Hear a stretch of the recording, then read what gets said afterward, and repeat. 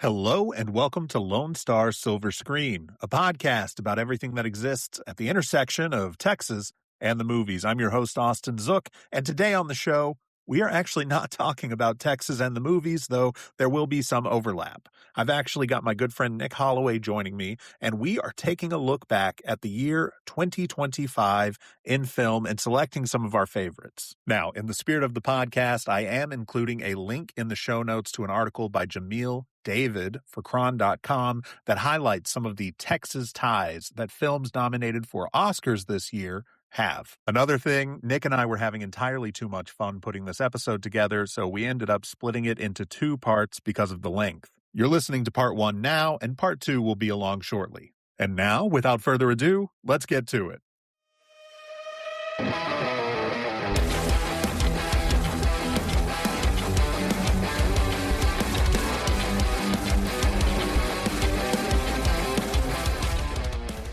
Nick, I want to thank you for being back on the show with me today. How are you today, buddy? I'm so excited, and it is so wonderful to be here. I've been thinking about it all week. Well, it's wonderful to have you back. Today, you and I are not talking about Texas or the Texas film industry specifically, though there may be some overlap with what we are covering.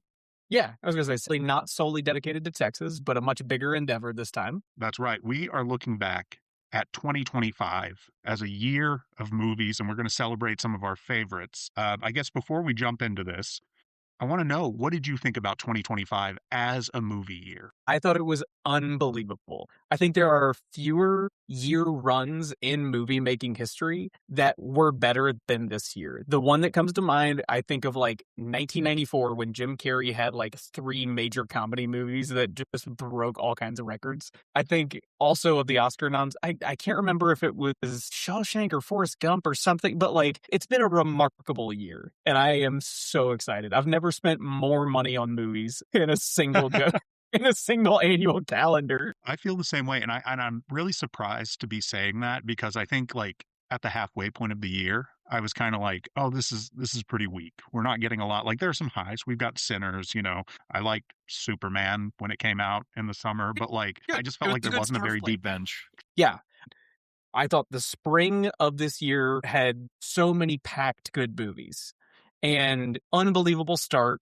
If we're including things from the previous award season, you started with something like The Brutalist, and then into the spring, you had Sinners. It was sort of at the edge of winter, but it had that lull, even with Superman and big box office stuff like Thunderbolts, that was fun. But man, after that, it just kept going with hit after hit. And I couldn't be happier. Yeah, I think we ended up in a really good place with some really exciting movies, and I think some that we're going to be talking about for a very long time to come. Absolutely. So before we get into it, I've got a couple of quick caveats that I want to throw down. Okay, so you and I are about to go through our best of. Yep. We're going to do kind of an Oscars thing where we're talking best actor, actress, screenplay, etc. Instead of just doing one best picture, we're doing our top 5 at the end of this for the year. I did impose a very dumb rule on myself, which is that anything in my top 5 is ineligible for other awards, because I wanted to make sure we had like a really varied conversation about things, and I wanted to bring in some other films that we might not get to talk about otherwise. I think that's incredibly mean to yourself,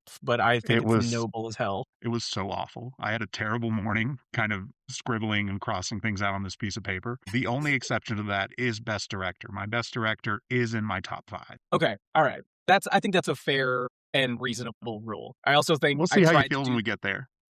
I'm curious how much overlap we're going to have, because I also did a similar thing where I just tried my best to not give all the awards to 1 or 2 movies that may or may not be in my top 5. So I'm really curious as to what you're going to have in surprise for me. I'm very excited. Well, and I think we should just say straight up, one of the reasons why I did this is because I was very concerned that my entire slate would literally be One Battle After Another, Sinners, Marty Supreme, 3 movies I really love that are getting a lot of love in the awards conversation right now. So if you want to hear people talk just about them, you and I are going to talk about all 3 of them, but like, if you want people to go deep, like everyone's doing that right now. And I wanted to bring in some other stuff too. Yeah, 100%. And I also think especially movies in the earlier part of the year have kind of gotten forgotten and maybe not included in awards lists.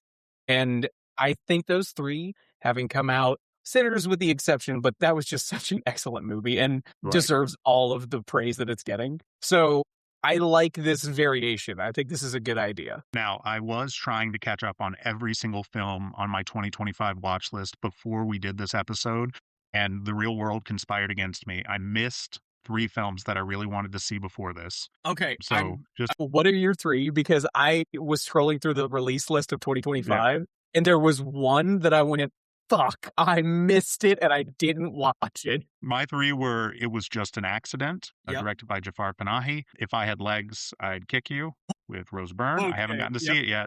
Okay. And then the last one that I really wanted to see was The Testament of Anne Lee. And there was a 4th that I just thought of. No other choice. I haven't seen those 4. So they're not represented anywhere on here. I want to see all 4 of them. I'm only human. No.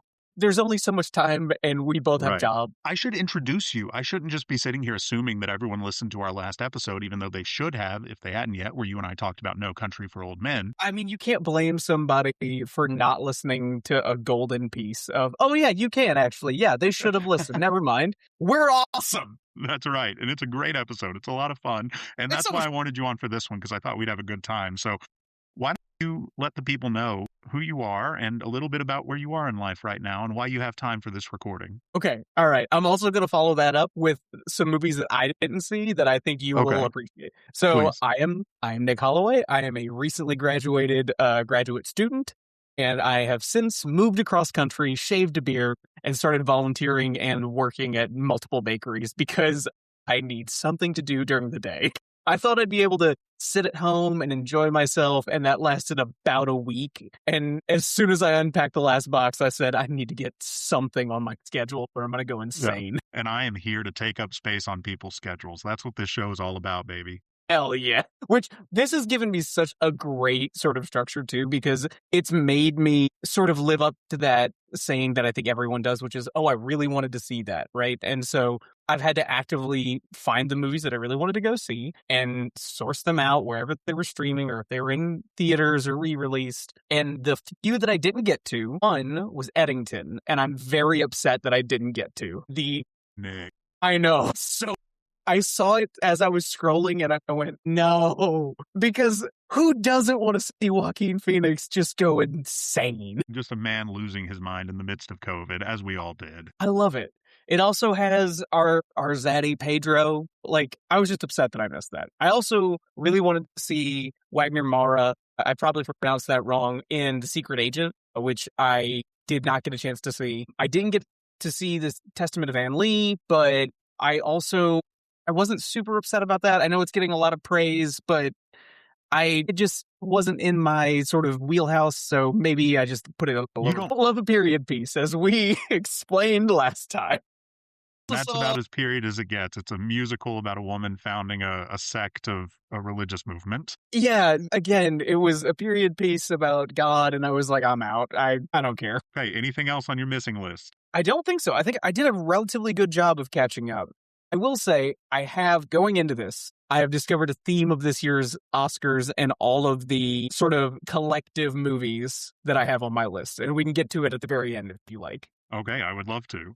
All right. So let's jump into it. Let's do this the way the Oscars do. We're going to start with Best Supporting Actor. And before we do that, I do want to let everyone know I'm hoping that in the edit I'll be able to clean this up. But you will probably hear my dogs barking in the background. They're very upset. We're having a snow day here in Texas. They're confused. They think the sky is falling, and they see people outside skating on white ground. And it's been very difficult for their mental health and mine, and more importantly, the integrity of this recording. So we're just getting that out in the open. Okay, so let's start. Best Supporting Actor. Okay. Why don't you go first? Who's your Best Supporting Actor of 2025? Okay, I have a question for you because I have something listed and I don't know if it should count. But is Jesse Plemons in Begonia too much to be considered supporting actor? Now, that is a fascinating question because he campaigned as lead. I think a lot of people would consider him a lead, but that's one of those weird movies that's like, it's kind of a three-hander, so they're all lead and supporting at the same time. I know, it's the same thing with One Battle After Another, nominating Chase Infinity and Tiana Taylor. So if I'm allowed that, if we are allowed that, I will say supporting actor, I think, should go to Jesse Plemons. If we are not allowed that, I think supporting actor should go to Delroy Lindo. Okay, those are I'm glad you said both of those. So I think we should give it to Jesse Plemons, and Okay. that is actually awesome because he is a Texas man. So we're Hell yeah, he inadvertently is. tying things to the Texas stuff of the podcast. Like, great. Texas guy winning a Best Supporting Actor. That's what I would nominate. Well, and I think he's fantastic. I mean, tell me a little bit about Begonia because that's a movie that I don't have a lot of representation for on this list. I had it kind of in my honorable mentions. So, what did you respond to in that film, and what about his performance do you think really worked? Really loved how he was wholeheartedly a conspiracy theorist, and he leaned into it, and he admits that he's gone all over the map as far as far right, far left, and he has found a third conspiracy of this alien invasion that is taking place, all under the guise of saving his mom's life, right? So this is like clearly a very troubled man who's convinced himself of something. And the best part of the movie is when he comes back after inadvertently killing his mom and Emma Stone is just staring at him from the stairs. And it's the best kind of movie where you realize he's been right the whole time and that's so much more upsetting. And it's wonderful. It's such a great time at the movies. It also broke a TV of mine. I've had a TV for over 10 years. And watching Begonia, the last 15 minutes finally blew a speaker out of it. And I thought it was, oh no, it was so worth it. Because I was just jaw on the floor watching Emma Stone return not only to the busted building, but her alien mothership. It was great. 100% support anything about that movie. That movie has the most incredible ending from last year, where it's just all the still shots of Everyone dead. did except the animals, which I just loved. Like, it was, it was great. That is a great reason to support Begonia because it's just the most delightfully insane, leaning into the insanity in like true Yorgos Lanthimos fashion. Like, let's just be completely weird about this. So let's talk about Delroy Lindo for a second before we go to my pick, because he was my original pick. He was going to be my best supporting actor. And when I imposed this dumb rule on myself, I had to take him out.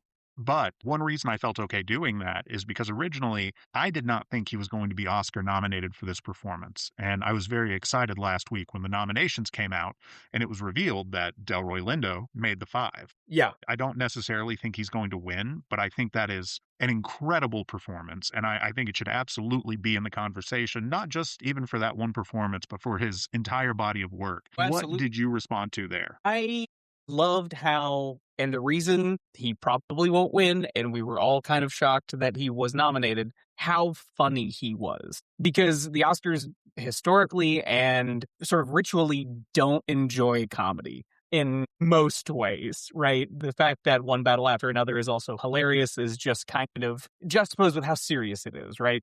But Delroy Lindo in most of the movie is the big tension relief. He's so funny. And he juggles that with how much he's gone through and the people he knows that have died and the active sort of sacrifice that he makes in the end of the movie. But I just loved how funny he was. Like, it's a great performance. And not to say that this is a thing he should have been nominated for. He should have been nominated for Firehouse Rules, and a long time ago. But man, it was just so great. It was such a fun time to see him in every scene. I think of him saying, I shit myself so often. I think I just shit myself. He's incredible. And he does the thing that I love in a supporting performance where, like you're saying, he not only has the funniest moments of the movie, like those are all on him, but he also has like one of the most dramatic and emotional moments where they're in the car and he's talking about his friend getting killed and just that experience. And he becomes so overwhelmed with emotion that all he can do is kind of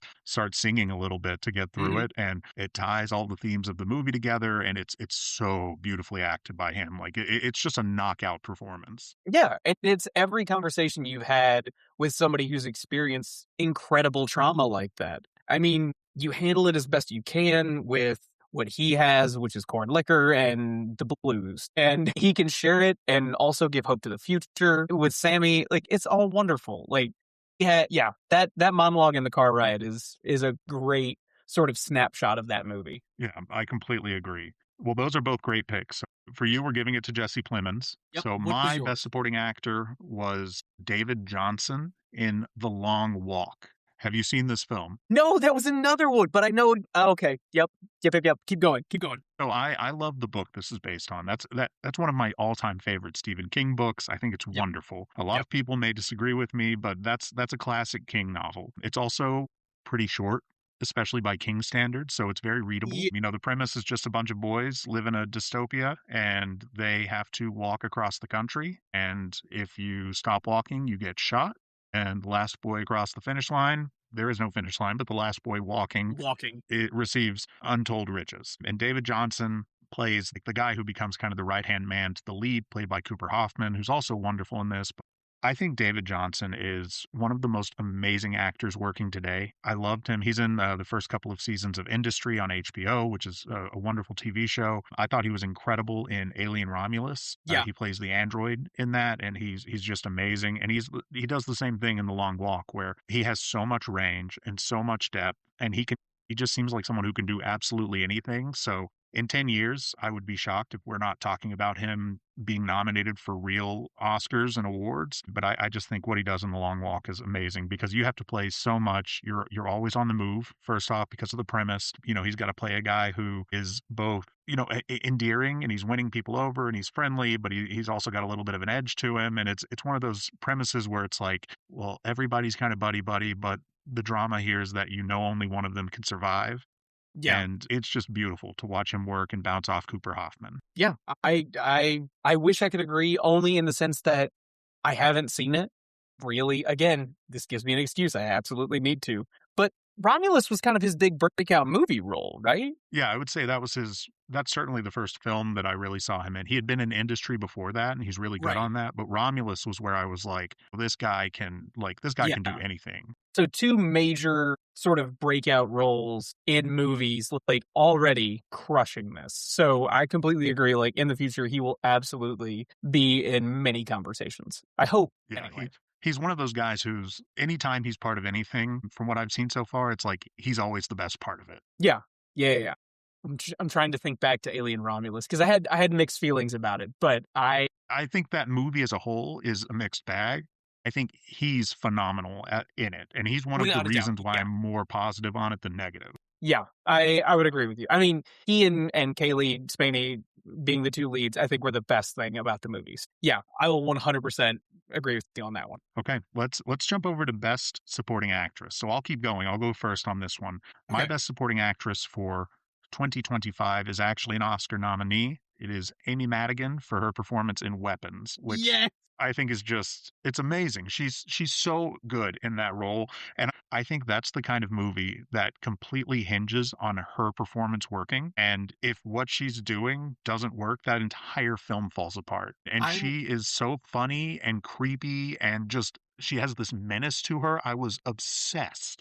My I God. haven't stopped thinking about it since. She's an insane witch who casts spells on children. I like it. It's not my pick, but I 100% support it, especially because every time I think of Amy Madigan, I think of Field of Dreams. Thinking it's the same mom who's supporting her hippie husband making a baseball field for ghosts. Absolutely, she can do whatever she wants. Yeah, no. I 100% support this. Well, and she's doing the thing right now where she's on the award circuit run, and she's won some awards. She hasn't won all of them, but when she gets up, she's doing like really sincere, very nice speeches. Like, I think there's a real chance that she's going to win the Oscar. It's really, in my opinion, a knife fight between her and Tiana Taylor. One battle. So yeah, I think we'll kind of see what happens. But what is your pick? Okay, before I go into my pick, I think you brought up a really interesting point, right? Because Tiana Taylor in One Battle After Another is in it for a significantly less amount of time than Amy Madigan is in Weapons. So that'll be a really interesting sort of play. Okay, my pick for supporting actress is Chase Infinity. I think she was just absolutely crushing her breakout role in this movie. Like, I couldn't be happier with somebody who's done such a weird and like complicated role Yeah, her being a newly indoctrinated rebel is the greatest thing in the world. I completely agree. I think one of the big mistakes this award season is that they campaigned for her as lead actress because I think she's amazing. I just don't think that performance, because it comes in, a third of the way into the movie, I just don't think there's enough focus on it to get her in lead, especially in a year like this where the lead actress field was kind of crowded. But I think as a supporting performance, I think that is magical. She is incredible in that role. The scene of her escape is just one of the things I think about. And the car chase, like, it is so good. Well, and you have to think this is someone who, I mean, she's definitely acted before, but she's not like a veteran performer, right? Yeah, And because she she is was going in toe to the toe Apple with Sean show. Penn and Leonardo Yeah. DiCaprio, and totally holding her own. Absolutely just standing up with full confidence. Yeah, Yeah. because she was in the Apple show. Was it Presumed Innocent? Is that what it was? Yep, with Jake Yeah. Gyllenhaal. Okay. Yeah. So, like, already another acting great from a dynasty of a family. Like, she's doing pretty well. She's I agree. Yeah. So that's a good pick for. I don't know. I wish she was nominated for supporting. I wish she was nominated, period, because she didn't get a nom this year, right? She got Golden Globes. Golden Globes, but not Oscars. Correct. Disagree. Well, the issue Academy. is with the Globes, they split it. So they split it drama and then musical comedy. And so there are 10 nominees instead of 5, so there's more room. And then the Oscars, it's just a flat 5. All right. I'll grumble about that forever. It's fine. Okay, so what do you think we should do next? I'm going to do screenplay because I think mine will surprise you. Okay, do it. I am going to say Best Original Screenplay as Sorry Baby. I think Sorry Baby was incredible, and it was not only really specific, but that's what I like about movies like this, of just not super big in scope, really specific in its premise and how someone responds to, in this case, assault, right? And it's the lead actress is just absolutely crushing the role of somebody who's just trying her best and succeeding, but also still not thrilled at the fact that she's gained all of these accolades from her small liberal arts college. Like, I loved Sorry Baby. I thought it was great. I waited way too long to see it, but I finally did, and it was great as if for the cat alone. The cat We love a cat in the film. Absolutely. 14 out of 10 performance by the cat. One of the great moments from the Golden Globes this year is actually when Julia Roberts comes out to present. I think she did Best Comedy or Musical. And when she came out, she got a standing ovation, which was incredible. And it was literally just because she is Julia Roberts. Just and the everyone was absolute so excited powerhouse. to see her. And then she was like on stage and just started talking about how much she loves Sorry Baby. Yeah, it's great. It's amazing. Yeah, it's absolutely wonderful and such a great movie. With also, if we're talking about supporting actresses, one of the funniest side characters of all time, which was, might get her name wrong. I think it's Ava Victor is the main character, but her classmate, sort of, who hates her just because of how successful she is so fucking funny. So yeah, I love Sorry Baby. I thought it was great. I thought everything about it was wonderful. It's a really, really interesting film. I'm looking forward to seeing what Ava Victor does next. My Best Original Screenplay goes to a film you have not seen. Oh, no. I'm doing The Secret Agent, which is a gonzo screenplay. I mean, it's crazy. It's one of those things that it's so specific because it is very rooted in the history of Brazil and the military regime that ruled over the country. But at the same time, it's taking these crazy formalistic swings. And it's so bold. I mean, like, there's a sequence where you watch a reanimated human leg terrorize men who are cruising in a park. Okay. That's true. That happens. I have no concept, and I'm even more excited to go watch this movie now. But and the crazy thing about that is it kind of comes out of nowhere. And the movie around it, like, that should make the movie fall apart. Like, if you're watching this, like, pretty straightforward spy thriller that's, incredibly well made, but then just randomly there's like this horror creature feature with a stop motion leg attacking gay men, like, that should not survive. And instead it does, and it gets even better because of it, and it gives you even more to chew on and think about. So it's one of those movies that's very interesting, very entertaining, great performances, but the writing is some of the best you can find in cinema this year, and I'm so excited for you to watch it.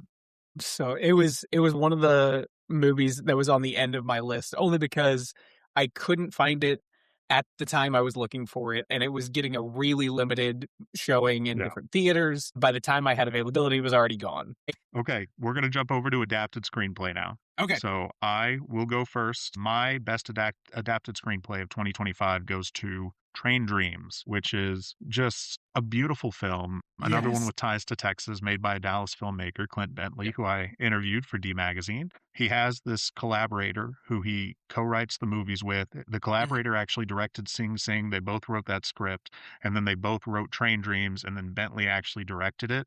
But like whatever they're doing, whatever's in the water, like they have this down. Yeah, they have figured out a partnership similar to Lanthimos and Emma Stone, which like keeps getting brought up. Like whatever they do together kind of works in this glorious fashion. Well, and I asked Bentley specifically about adapting the screenplay whenever I interviewed him, because the book this is based on it's a Dennis Johnson novella. I've read it. When you read it, it does not instantly scream movie. You know, it's a little odd. It's kind of got this weird shape to it. I mean, it's so incredible how they were able to go through that novella. They were able to find the things that spoke to them and then kind of wrangle them into a narrative script that kind of makes sense, but still has the soul of the novella to it. Like there's this real sense of melancholy and loss. I mean, the bones are still there, but it is very much something that had to be transformed and permutated to survive as a film. And I think it has. And not only has it survived, it has thrived. Yeah, and just a wonderful story of a man trying to find meaning in the world amidst his own internal demons. Absolutely. That's a great one. I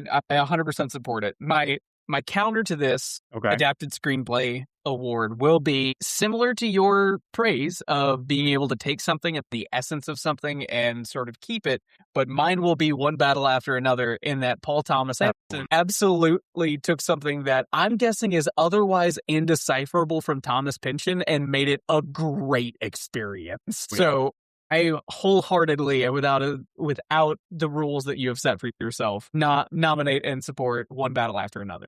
That adaptation is incredible, because I actually put myself through the torture of reading Vineland. I remember the novel. In the first chapter, I was like, "This is great! What a great book!" And then, like 5 pages later, I was like, "This is the worst book I've ever read," and I finished it.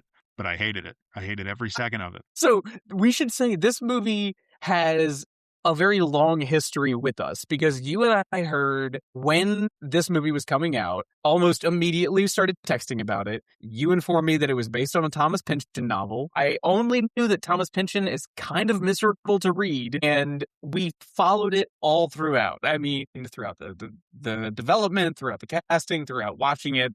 And to see that it has become such a great experience is just so happy for us. Like, I'm speaking for you on this one, but I loved it. I felt the same way, and I love listening to PTA talk about it, where whenever he got the Best Director award at the Globes, he was talking about how he's like he's a magpie, and he's just stealing little things from different places and putting them all together to make his scripts. And he's straight up admitted, like, that book is impossible to adapt directly. Yep.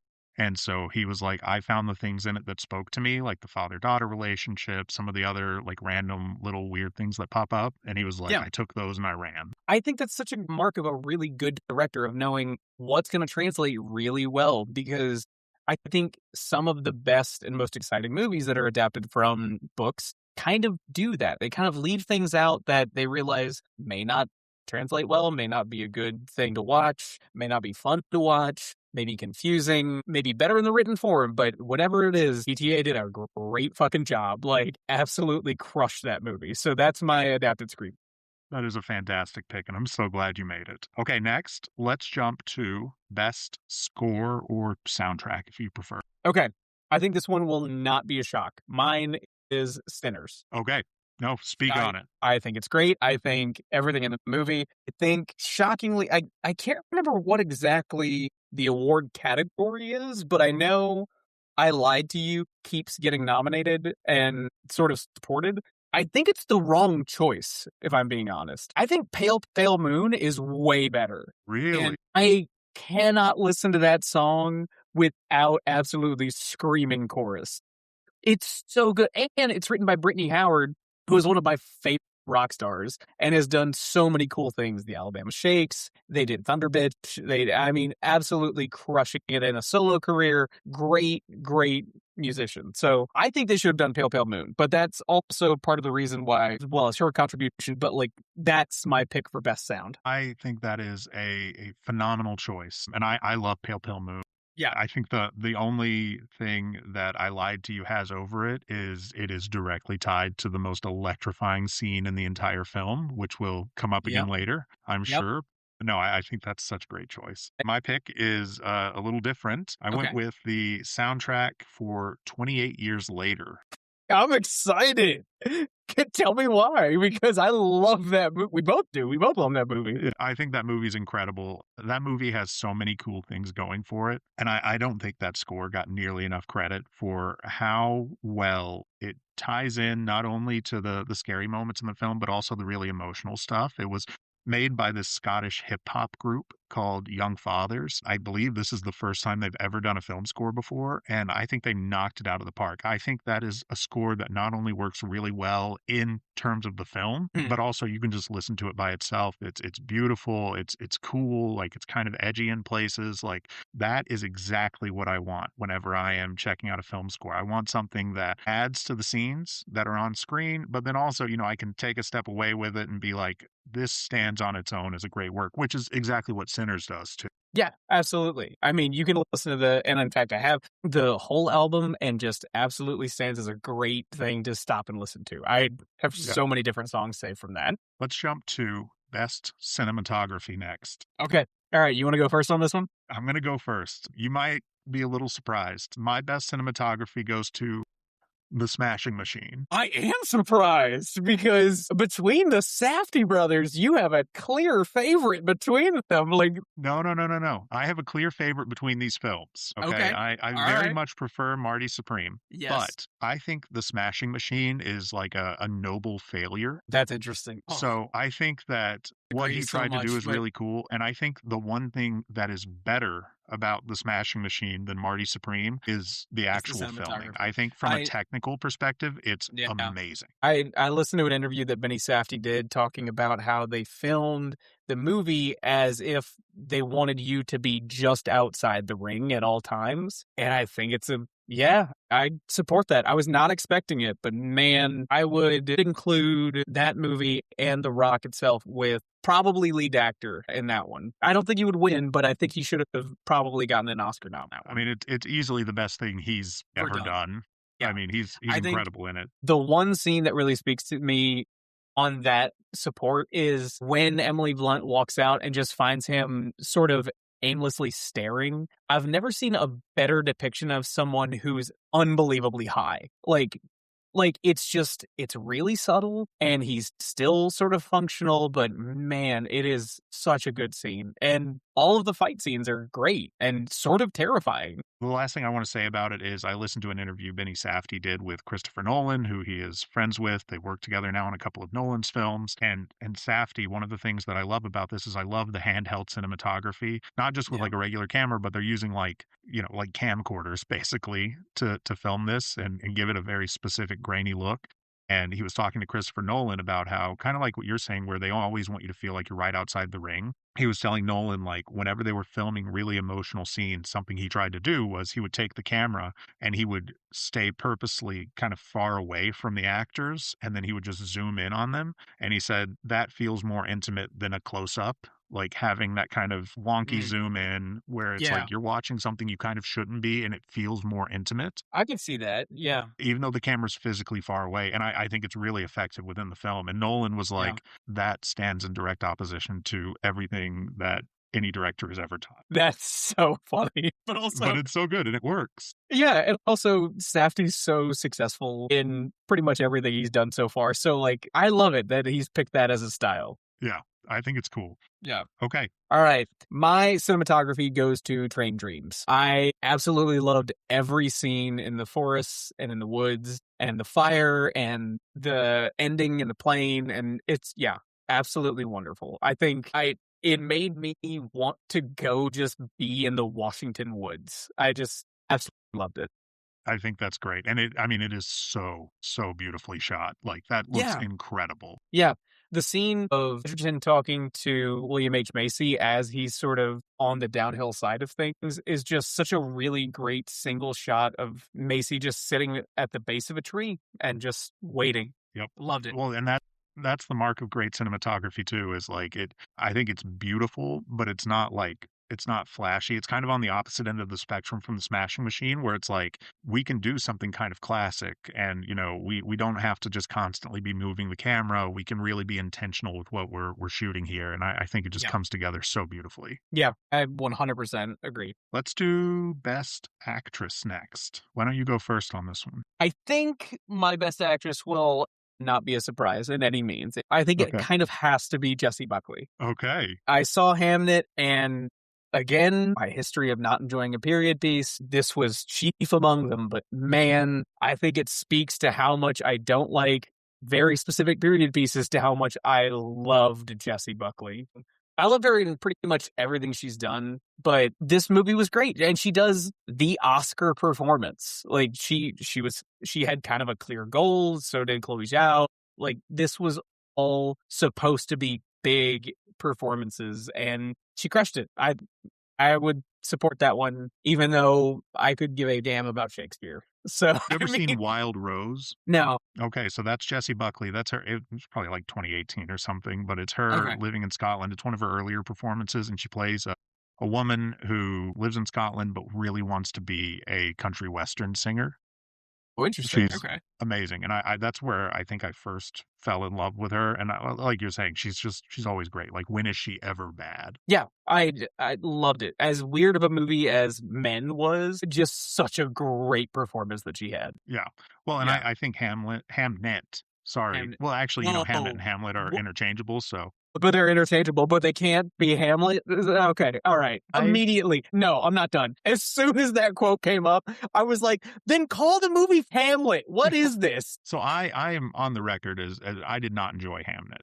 I did not enjoy I that know, film, I know. and I thought Jessie Buckley was incredible because she's always incredible, and I'm fine with her Yes. winning Best Actress. I I don't think this should be Best Picture. One of my great reliefs on Oscar nominee announcement day was that Paul Mescal was not nominated for Best Supporting Actor I will agree with you on that one. Yeah, I because don't think it was worth it. I generally like him quite a bit, even in stuff other people aren't crazy about him in. Like, I like him in Gladiator 2, and Yeah. I absolutely did not think he worked as Shakespeare. It's not all his fault. I don't think the script or anything was doing him a lot of favors, but I was like, no, this can't be in contention with some of the other best supportings that we've got this year. No, I completely agree with you. And he was also in another movie that I wanted to see that I forgot to mention, which was The History of Sound. I Yes. think if I had to guess, I'm guessing that was probably a better performance because it was not William Shakespeare. And I don't know, I think that already comes with such expectation that if he was even remotely less than, we were going to be disappointed. But also, it's just kind of a weird stretch of a performance. I didn't like it either. When it got to the monologue where he's standing on the edge of the pier, I was like, I'm out. I just get to the end. Yep. My best actress for the year is going to be Jennifer Lawrence in Die My Life. Love that you picked this because what a fucking performance. It's so committed. She's like kind of similar to Buckley in certain ways, where she's like feral, and Jennifer Lawrence is leaning more into psychosis, I guess, than Buckley does. But like, Yeah. Well, yeah. yeah, she's played someone with bipolar. Like, yeah. 100%. And I couldn't believe how well she played truly unhinged because she's fun. Every interview you watch, you're like, I want to be friends with you. I want to be your best friend. And man, was it such a good experience to watch her just be batshit crazy. she is in, almost every frame of that movie. Yeah. Like, it is entirely on her shoulders, and it is not easy. The director, Lynn Ramsey's incredible, but she makes very challenging films. Yep. This is no exception, but I just think Jennifer Lawrence, this is like the best thing she's ever done as far as I'm concerned. The thing that really stuck with me was that I didn't love the movie, but as soon as it ended, I couldn't stop thinking about it for days on end. And I was like, I think I actually did like this. I was upset at the end, and then I kind of realized that was probably the point. And Yeah. Man, it just did such a good job. It is. That's a great choice. So moving on to Best Actor. All right. My Best Actor for the year is my boy Ethan Hawke in Blue Moon. I was not expecting that. I What were you love that expecting? choice. I thought you were going to vote Timmy Chalamet.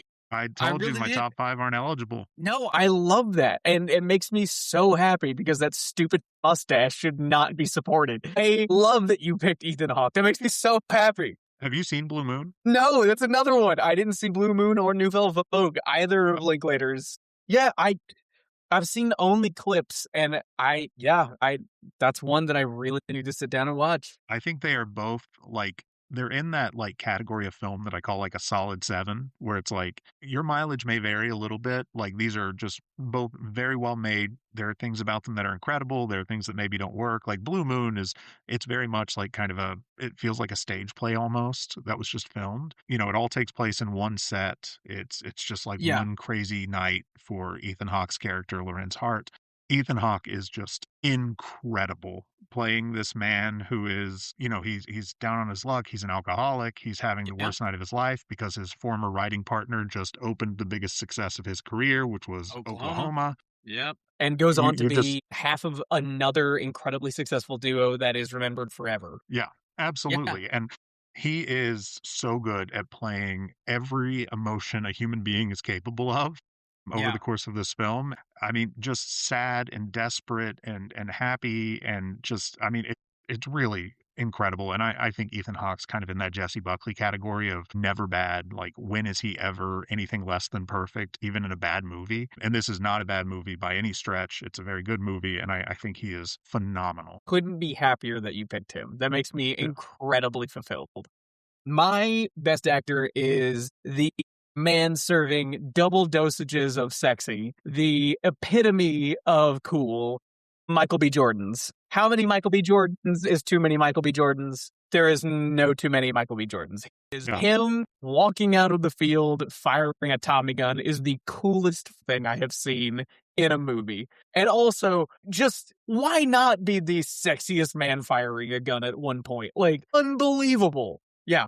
Loved it. Have you heard about the shoe thing he did? No, what was the shoe thing he did? So to help him get the physicality down for the twins, when he played Smoke, he would wear shoes that were like half a size too big, because he said if you're wearing shoes that are a little too big, it makes it where you don't want to move around a lot because you feel a little uncomfortable. And so you just kind of stand still. And then when he played Stack, he wore shoes that were half a size too small, because he said if your shoes are too small and you feel constricted, you just kind of want to like keep moving and you feel a little antsy and pent up. And he did like little things like that to get the differences down. And, you know, I think that's so much better than Timothy Chalamet having to bulk up for a role. Oh, he didn't? Interesting. He didn't have to. We're about to have it out about Marty Supreme. I am so ready to fight you on this one. We've been building up to this. Well, I wanted to ask you for the Michael B. Jordan thing. I was a little surprised as we moved into award season. Like, I figured Sinners would do pretty well. I never expected him to be in the Best Actor race, because he's not a transformative actor, right? Like, he can make choices for sure, but he's more of like a movie star actor, where there's always like, you're getting Michael B. Jordan. Yeah, it's very Denzel-esque, where it's like every Denzel movie, you're getting Denzel. Every Michael B. Jordan movie, you're getting Michael B. Jordan.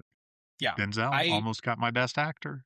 Wrote his name down and I scratched it out. For what movie? Highest to Lowest. Oh, yeah. Okay. That would have been a movie that I think is fine, but I think he's incredible. Kind of weirdly forgotten this year. Like, from a really historic director. Like, Spike Lee dropped a movie and very not talked about in award season. That's what happens when you release it on Apple and don't give it a proper release. That's fair. Okay.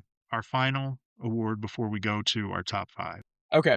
Best Director. I want you to go first on this one. I'm going Paul Thomas Anderson. PTA, I think every choice he made in that movie with every moving scene was so cool and inadvertently serious and hilarious. I could watch Leo DiCaprio keep up with parkour nerds and fall down 3 flights over and over again. And then the car scene, the interaction between Jason Infinity and Sean Penn, all of it's great. I'm giving it to PTA.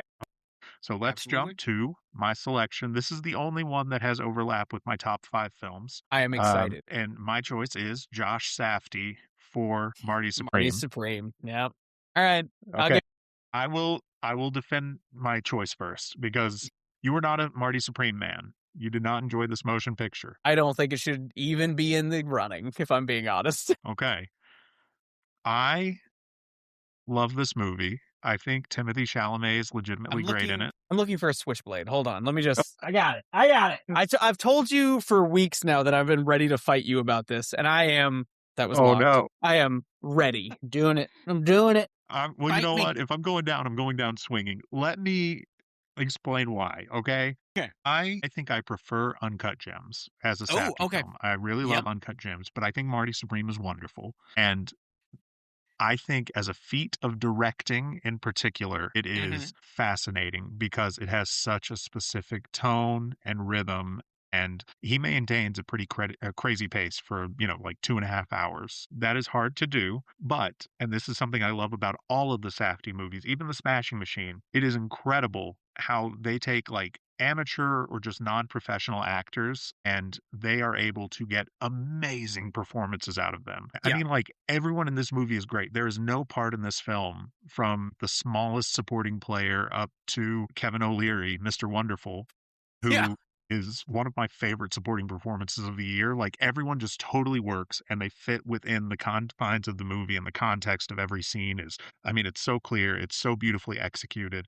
And I think a lot of that has to go credit to the director. I mean, he knows how to work with actors. He knows how to speak to someone like Timothy Chalamet, who's like a bona fide movie star, a total professional. And then he can also work with Kevin O'Leary, someone who I can only assume has a big ego and a lot of money and doesn't have to be doing this, but is. It's very much on the record of having both of those things, And then he can work with people who maybe have done like bit parts in 2 small movies, or they've never been in a movie before, and he can get a real performance out of every single one of them, and it all feels authentic. And that is, I think the degree of difficulty there is higher than anything any of the other films in the awards conversation have had to overcome. Okay.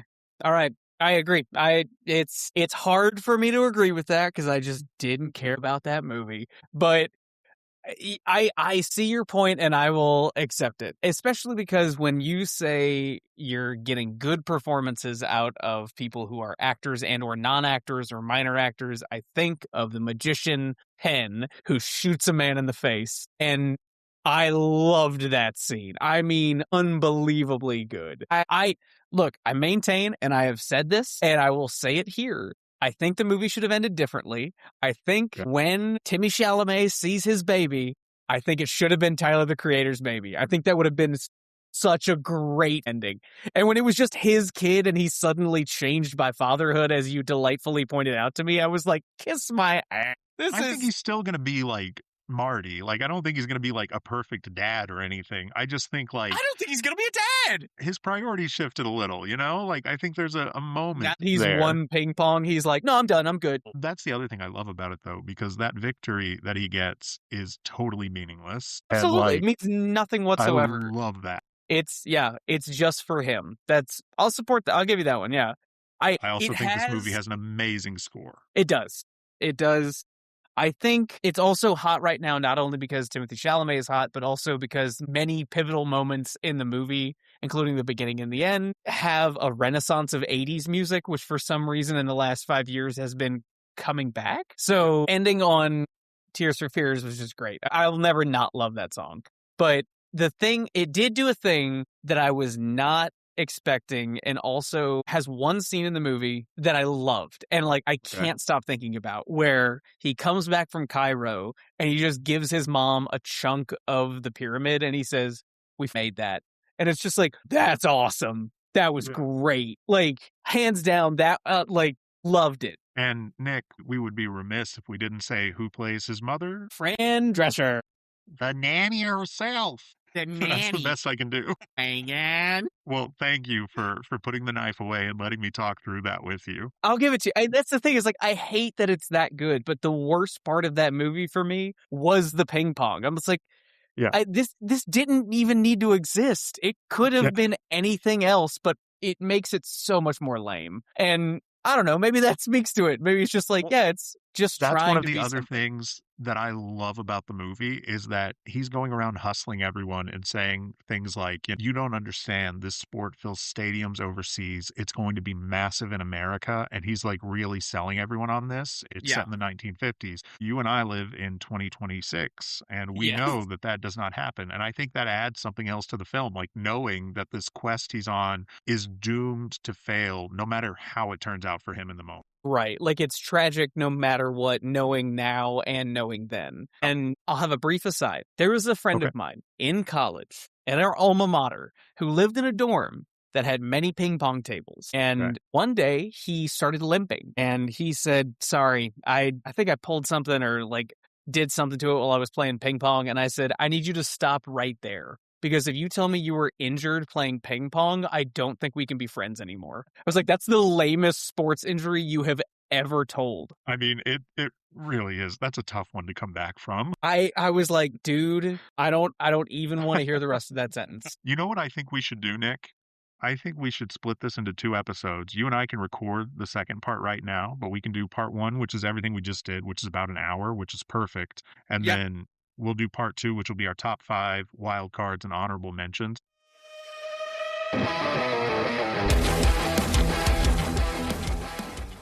And that was part 1 of a 2-part episode celebrating 2025 as a year in film, looking back at some of our favorites with my good friend Nick Holloway. Part 2 will be along shortly, so please keep an eye on your podcast app of choice for that. And in the meantime, I'll see you at the movies and on the dusty trails of Texas. Bye.